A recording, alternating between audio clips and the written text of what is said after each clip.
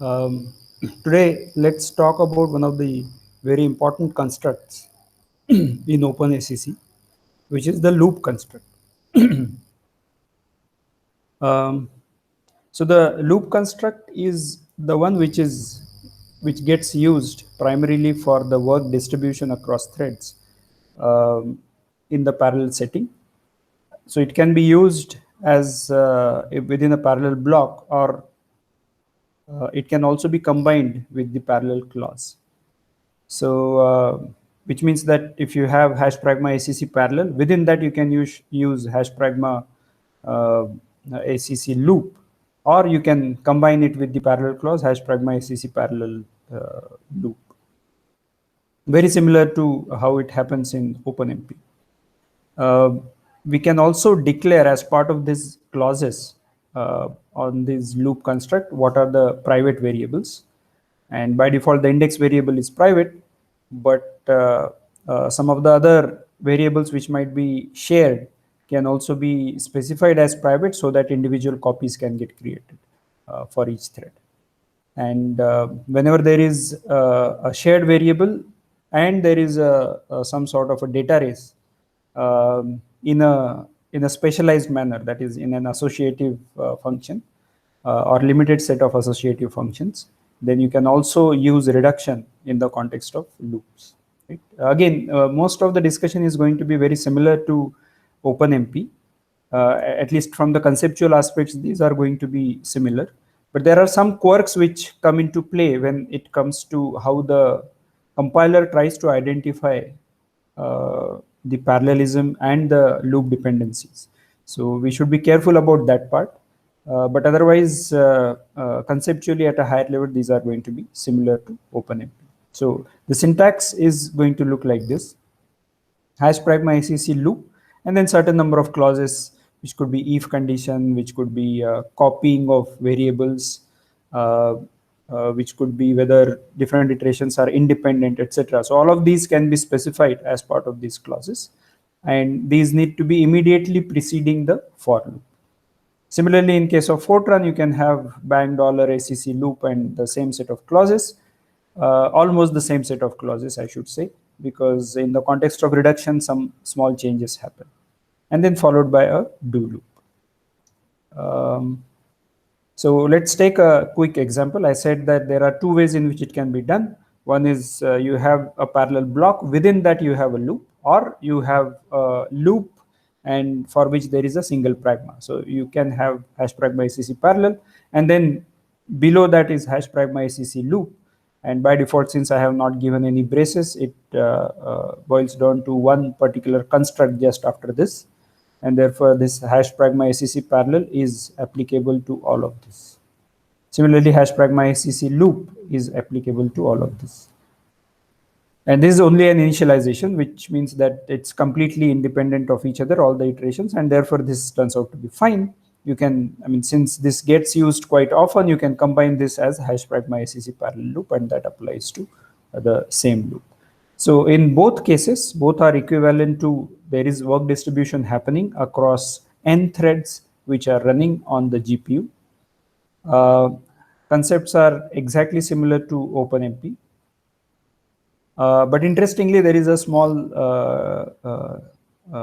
interesting aspects of OpenACC loop, and that is one of the reasons why probably this construct does not say hash pragma ACC parallel for, it says hash pragma ACC parallel loop, and it turns out that it works with while. This was a little surprising for me, but it does work in this case. For example, if you have a while loop and it turns out to be nicely parallel, then it still parallelizes this loop. And I don't know to what extent, to what arbitrary extent you can go in this while loop. But at least the simpler forms, the usual standard forms, seem to be supported by the while loop. So you might want to try that as part of exercise. But anyway, okay. So one of the next extensions which come in is many times when we deal with matrices or let's say three-dimensional or k-dimensional structures is nested loops. And depending upon your installation, you might have a support of parallelizing nested loops or not. What does that mean? That means that if there is for I loop and then for j loop, we know that if I put hash pragma SEC parallel for outside, then I loop gets parallelized. If I have hash pragma SEC parallel for only for the j loop, then only the j loop is going to be parallelized, I loop is going to be sequentially executed. But the nested parallelism allows us to have both I loop as well as the j loop parallelized using the same hash hash pragma SEC parallel for. This may not be supported.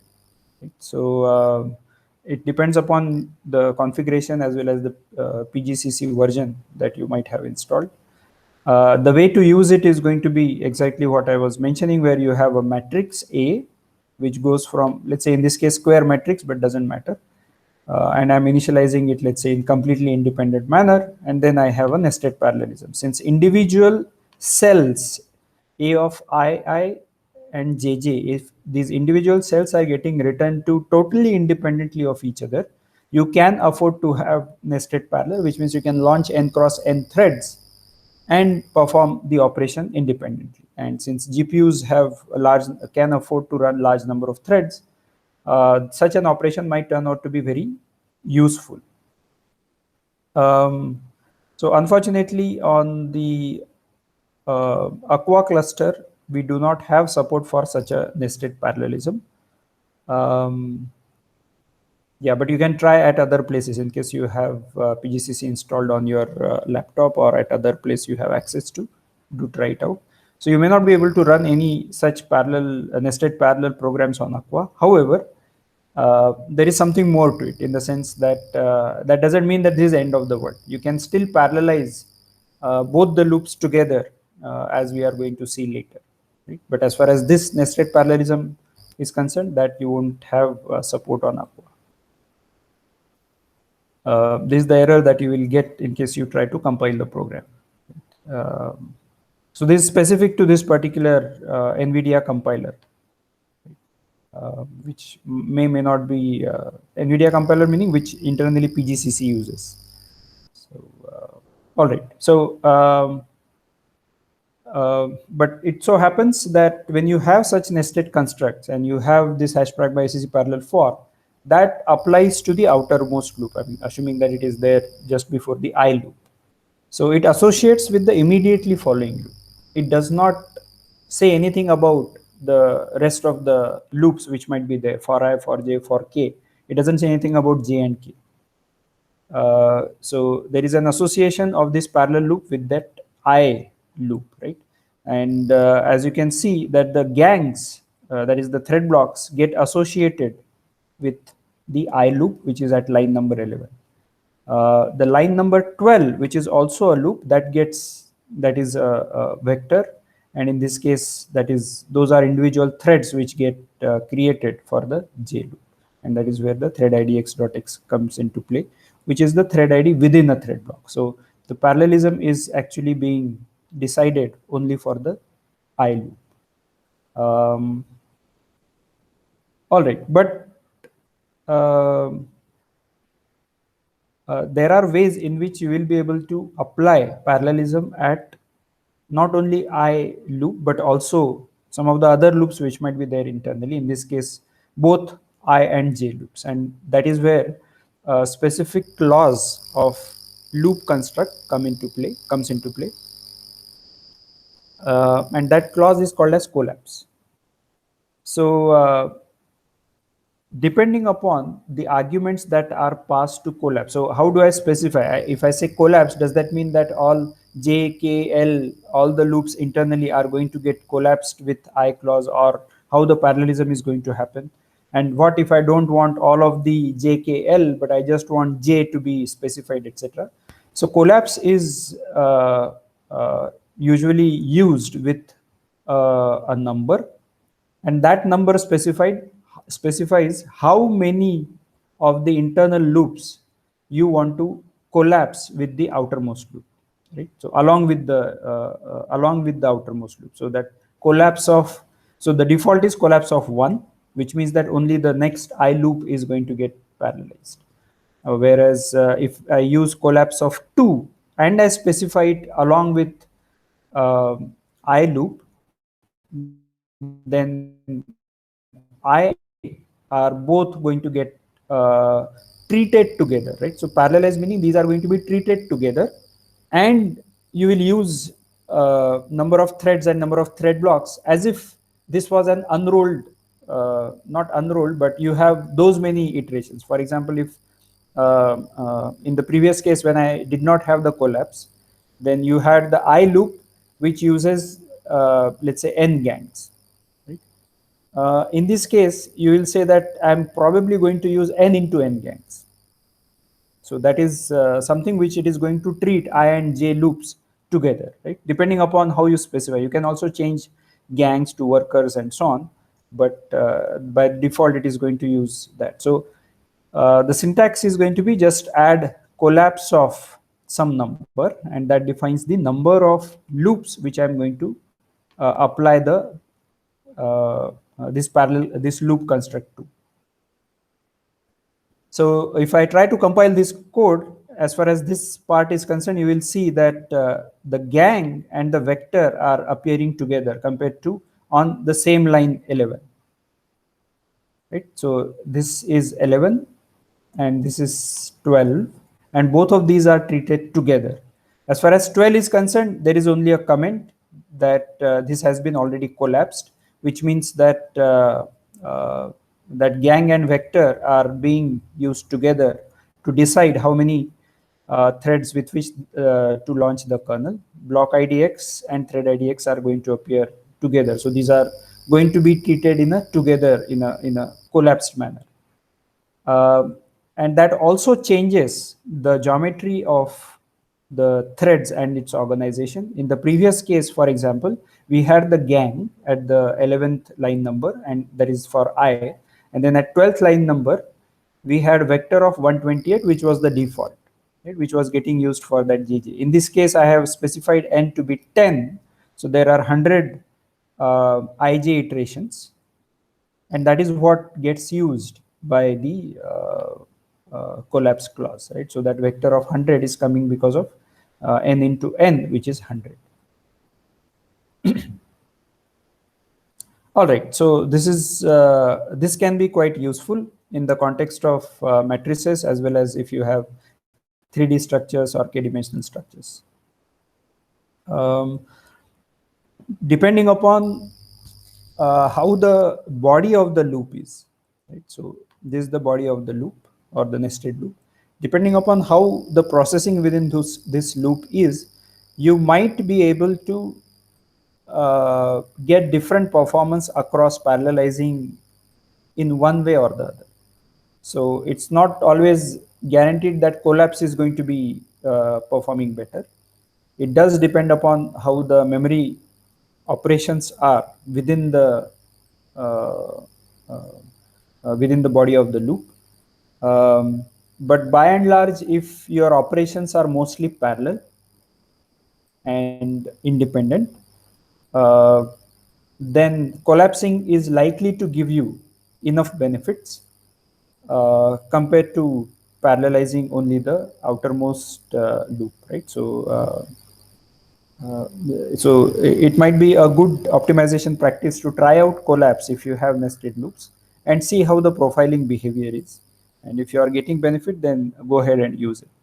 The performance of collapse can also change depending upon the number of iterations.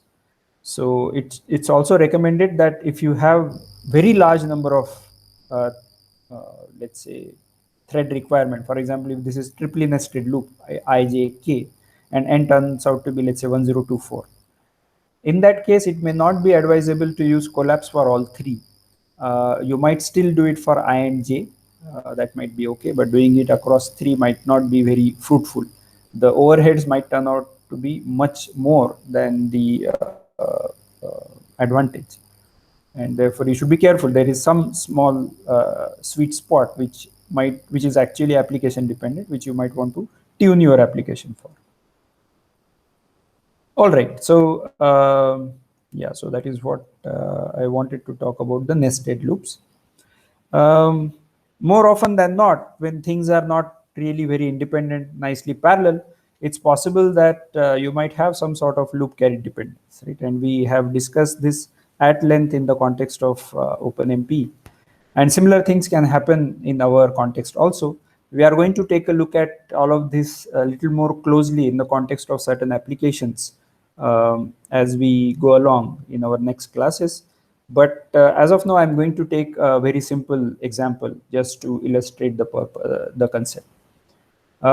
It turns out that so we had such a dependence when we were dealing with the kernel's clause some days ago, uh, where we said that there are some printfs, then there is some parallel loop which might be parallelized by the kernel's clause by ACC compiler, and then there was some printf which was making use of that computation, right? So we were printing a of 9 in that example, and as soon as there is a dependence, then the compiler is able to catch it, and depending upon that, it is going to run the code maybe on the GPU versus running it on the CPU, etc. And that can change your output. In the current context, in the parallel pragma, in the parallel loop pragma, it turns out that the importance is given to what the programmer is saying. Right? In the case of kernel's clause, we said that it is more like suggestive. That is, the compiler is going to figure out how the dependencies, and it is going to parallelize or not parallelize and run it sequentially on CPU or GPU, etc. But in case of Pragma ACC parallel for ACC parallel loop, we are going to be prescriptive about specifying the parallelism, which means that the compiler is going to assume that the programmer knows what he or she is doing. So in this case, if you do not take care of these loop carried dependencies, then it's possible that you might get a wrong output when you execute the program. And this might turn out to be very problematic because compiler is not going to say anything.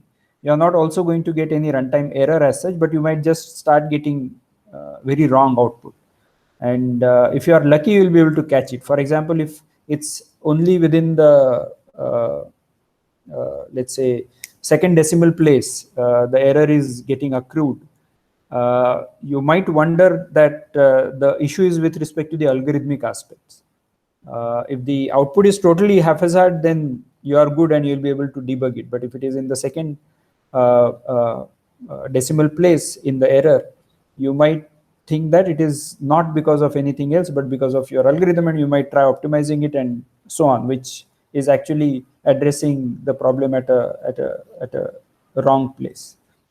So I'll show you one small example, but that is where the loop carry dependencies we should be very, very careful about if there is any sort of data race which might occur in the context of parallel loop. So we are going to go from sequential to parallel. There is an array of n, and which I'm initializing to, the first element is initialized to 23, all others are initialized to zeros. And I'm going to run it sequentially on the GPU. So it goes from 1 to n minus 1, and it copies whatever is the 0th entry to 1, then 1 to 2, and 2 to 3, so on, right? So this sequentially, when we try to compile, it generates a sequential loop, and then there is some allocation and copying in and copying out happening. So that part is okay, that we can ignore. And when I try to run this code, what will be the output of this code? I mean, assuming that I'm printing after this pragma, I'm printing all the elements of A, right? So what is the output that is expected? So the output that we expect is that the first element remains fixed, which is 23, and then that element gets copied to A of 1, and then A of 1 gets copied to A of 2, and so on. So we expect 23 printed n minus 1 number of times, n number of times, because I'll be printing all the elements starting from 0. So that is what is getting printed. And from the output, you can figure out, from the output of the compiler, you can figure out that n is initialized to 100. All right, so this part is all right. Yeah, one note about this copy out is that the indexing is starting from 1. The reason being that we are actually writing from A of 1 to A of 99, and therefore the copying is happening from A of 1. Right? And the copying in is actually copying only 99 elements rather than 100 elements. So this doesn't mean 0 to 99, it means from 0 but 99 elements, right? So the copy in and copy out are precise with respect to what we are reading and what we are writing, because at compile time we are able to figure that out. Okay, so the output is as expected. All 23 is printed 100 number of times, assuming I'm printing from 0 to n minus 1. Now I'm going to parallelize this loop. The way to parallelize is simple. I mean, although in this case, we know that there is a loop carry dependence, there is a data race, and therefore we should be careful. But if we are not, then what happens? So I'm just going to change that serial to parallel. And what is the code that gets generated? Well, it generates a parallel loop, and then the rest of the copying remains the same. This is not printed by the compiler. This is a comment which I have added. It doesn't say that the loop is parallelizable. That is the comment, that is the statement which gets printed in the output usually, that loop is parallelizable, showing the line number. But it doesn't say that, but it has parallelized them. So the loop is not parallelizable, but the loop is parallelized. This means that either you need to have some sort of synchronization across different iterations, or you are going to get into issues. So the output, it turns out that when I try to run this, I get 23, 23. The first 23 is anyway going to be there because that is never getting returned to. But the second 23 happens by the first thread because it sees A of 0 as 23 and it writes it. All other threads are going to see the previous element, which is going to be 0 before I get into writing here. So A of 1 is not getting returned to, and then A of 2 is going to, that is A of 2, read A of 1, which is going to be 0. It might actually be that even this might get printed as 23 depending upon how fast different threads are and how the thread scheduling is happening, etc. But by and large on GPU you will not see such a difference because of the SIMD execution of threads, and therefore this is going to be mostly the output that you will get, which is definitely wrong.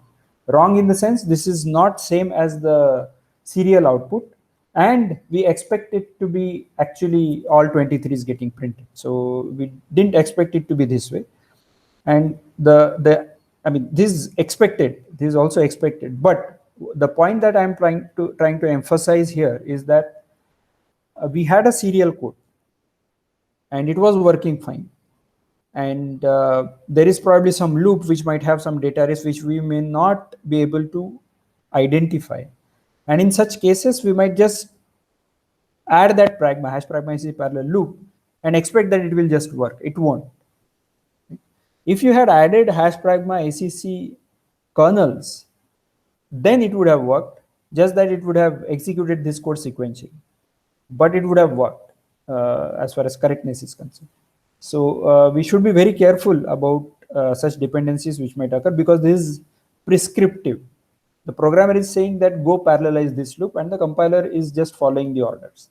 So it is parallelizing, and we have to be careful about such races. It is programmer's onus to make sure that these dependencies do not affect the output. And in some sense, what we are specifying is hash pragma ACC parallel loop independent. So that is a clause which specifies that different iterations are going to be independent of each other, and therefore we can parallelize this. If we compare this with the kernels clause, the kernels was intelligent and it executed, found out this dependence and executed it sequentially. But then we had said that the kernels clause is suggestive. I'm just suggesting go try to identify parallelism. I don't say that parallelize this loop compulsory.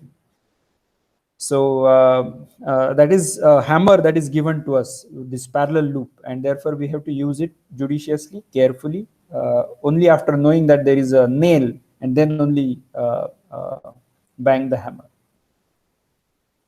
So what we need is some sort of an intelligence from the compiler in this case, where I know that it should be parallelized, or whatever parts are possible that those should be parallelized, but I still want the compiler to perform some processing. I don't want to use kernels. I want to use this parallel loop, but I also want the compiler to do some intelligent thing. So in such cases, one of the ways in which this can be fixed is by using auto as a clause. Right? This auto is, and when you write it inside your editor, this auto might get highlighted in a different color because auto is a keyword in C, but this auto is different from the auto that we use. For example, I can specify auto int a of n, right? So this is going to be very different.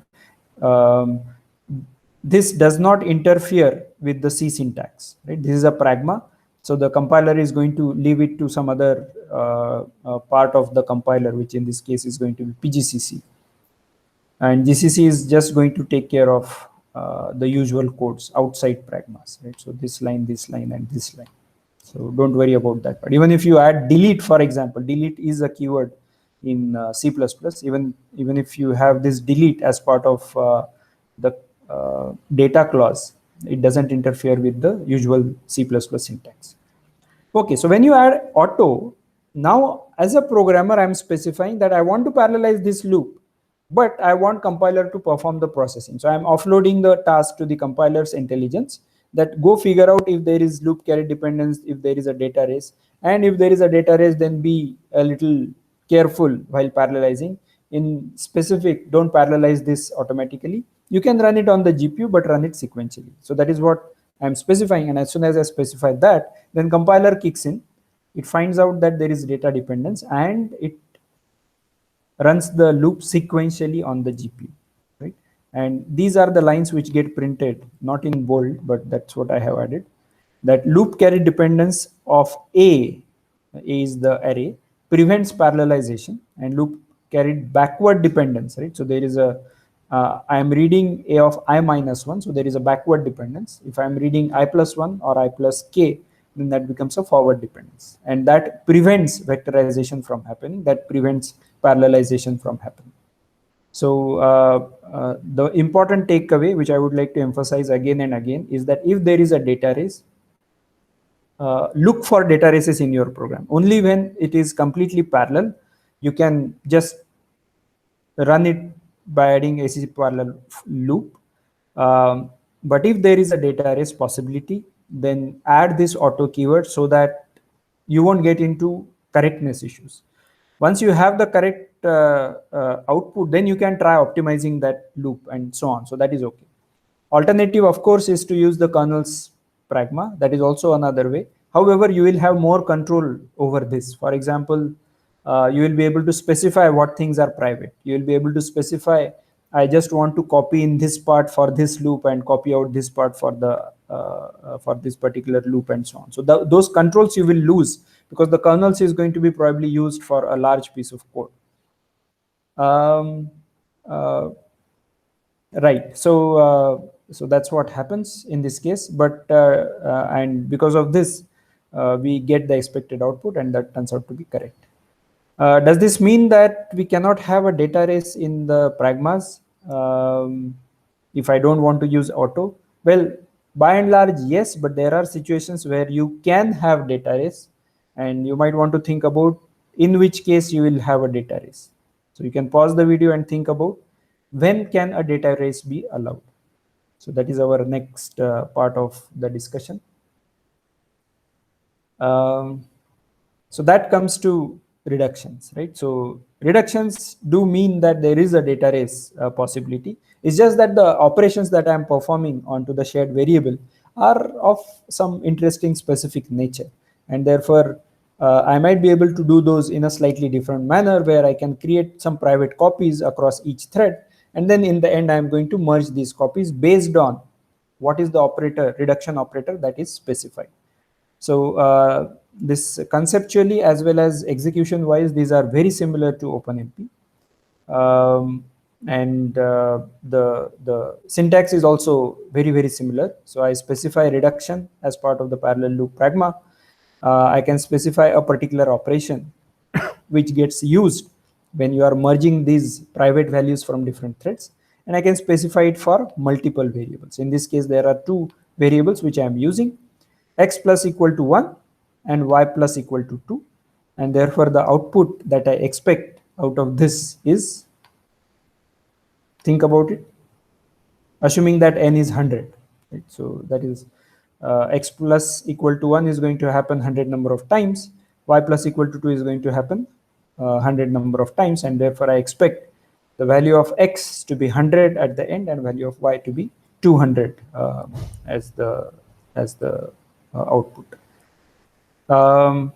The compiler does give this information that I'm reducing this use of x and y in these statements. While this might look straightforward, but remember that when we had the kernels clause, and if I have such a code, then this reduction gets automatically generated by the compiler, right? So there you'll be able to figure out that, oh, the reduction is happening, and therefore this part is going to be mostly getting executed properly. If there is no reduction which gets generated, that means either it should run sequentially, or if it is running in parallel, that means there is some problem, right? And why will it not generate a reduction clause? Well, that operation may not be supported. We have only a few operations that get supported, and yeah, so the output should be x equal to 100, y equal to 200. So what are different forms? In this case, the form was x plus equal to 1, but can I have other arbitrary forms? Yes. So this is the combined operator, plus equal to. You can have x equal to x plus 1 in the code, right? So the body of the loop here, x plus equal to 1, that can be in very arbitrary forms, right? So x equal to 1 plus x is the left relative update or right relative update, or you can have plus plus x as well as x plus plus. So all of these different forms are supported, and I have specified just one, I mean x plus equal to 1, but this could be any arbitrary variable, x plus equal to z or something like that. All of those forms get supported. The way it works usually is that individual threads are going to execute all these codes very arbitrarily, and then in the end, whatever we have specified as part of the reduction, that is going to get applied to these individual processed elements. And that can also mean that I might, even if I specify something very different than what the application semantics is, the compiler might not give an error. For example, I might have x plus equal to 1 here in the body of the loop, and in the reduction clause I might specify a max or minus or star, and it will still work meaning it will give some wrong output, and the compiler will not check if the operator that I am specified here has anything to do with this. And that's the reason why you have a lot of flexibility in terms of the syntax that you can specify inside this code. Those of you who have studied compilers might wonder, how does it correlate? It doesn't correlate. The compiler doesn't correlate between these two forms. So you can have plus equal to here, and you can specify max here, and the compiler will still compile the code and it will generate a wrong output. So just be a little careful about what reduction operation you are specifying. Mostly we won't get into all of this, but in case you have written some code earlier and which you are copy pasting or modifying the body of the loop, etc., then things might change, and you should be a little careful about that. But you will not get a compile time error. Just as a small work, if I have n equal to 100 and pragma ACC parallel loop is initializing each a of I to I, and then I have a reduction here, and I'm printing the sum, right? So you can pause the video and think about what will be the output of this code, and then so In this case, it's definitely going to be A of I equal to I. So 0 to 99 are the elements which are going to be present. The reduction is going to be summing all those elements. So the sum should be sigma of 0 to 99. However, so that is what is our usual take. But the sum is initialized to not 1, and therefore it will be 1 plus sigma of 0 to 99, right? Which might turn out to be some 4951 or something. All right, so this part seems to be okay. What are the different reduction operators that are supported? So in C, C++, so this is where a small difference between C++ and Fortran also comes into play. So usual operators plus, star, max, min, bitwise ampersand, bitwise OR, and bitwise XOR. These are all supported. And then the logical AND, logical AND, and logical OR are also supported as reductions in C, C++. All of those are supported also in Fortran. Apart from that, equality and not equality operators are also supported in the Fortran case, but not in the C++ case. Okay, so that yeah, so that is the thing. Those are the operators that get supported. Again, you can pause the video and think about what will be the output of this program. So again have 100 elements, and those are initialized as before, 0 to 99. X gets initialized to 0, and what I'm computing is the max over all the elements of A of II, right? And obviously we expect that 99 should be the max element in this array. So again, the syntax for computing A of II greater than X, then X equal to A of I, this could be very arbitrary. For example, I can specify X equal to A of II greater than X, then using the question mark colon ternary operator, I can specify,